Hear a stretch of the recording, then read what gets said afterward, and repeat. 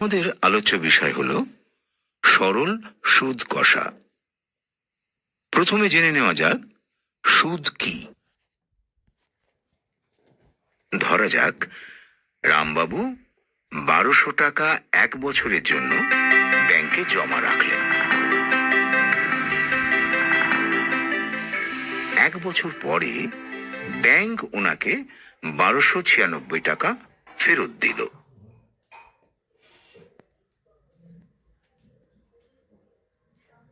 আবার শ্যামবাবু 600 টাকা 1 বছরের জন্য ব্যাংকে জমা রাখলেন। 1 বছর পরে ব্যাংক ওনাকে 648 টাকা ফেরত দিল। এই অতিরিক্ত 96 টাকা এবং অতিরিক্ত 48 টাকা ব্যাংক কিসের সাপেক্ষে দিল? আমাদের গচ্ছিত অর্থ ব্যাংক নানা খাতে কাজে লাগিয়েই এই অতিরিক্ত অর্থটি দেয়। এই 96 টাকা এবং 48 টাকাই হলো সুদ। তাহলে রামবাবু এবং শ্যামবাবু কেন আলাদা সুদ পেলেন দেখে নি। রামবাবু শ্যামবাবুর থেকে বেশি অর্থ জমা রেখেছেন, তাই উনি বেশি সুদ পেলেন।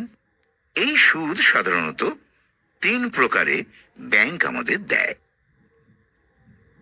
বার্ষিক সুদ, দৈনিক সুদ এবং মাসিক সুদ।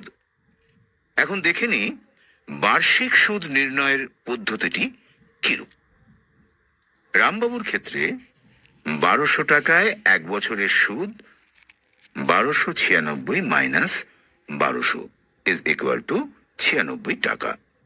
তাহলে 100 টাকায় 1 বছরের সুদ হবে 96 into 100 divided by 1200 into 1 is equal to 8%। মনে রাখতে হবে সুদের হার সর্বদা শতকরায় প্রকাশ করা হয়। অতএব শ্যামবাবুর ক্ষেত্রে সুদের হার is equal to 48 into 100 divided by 600 into 1 is equal to 8%। এখন তাহলে দেখে নেওয়া যাক সুদ নির্ণয়ের সাধারণ সূত্রটি কিরূপ। রামবাবু এবং শ্যামবাবুর ক্ষেত্রে যথাক্রমে 1200 এবং 600 টাকা হলো পি বা আসল, আর % হলো সুদের হার। 1 বছর হলো টি বা সময়। সুদ ইজ ইকুয়াল টু আসল ইন্টু সুদের হার ইন্টু সময় ডিভাইডেড বাই 100।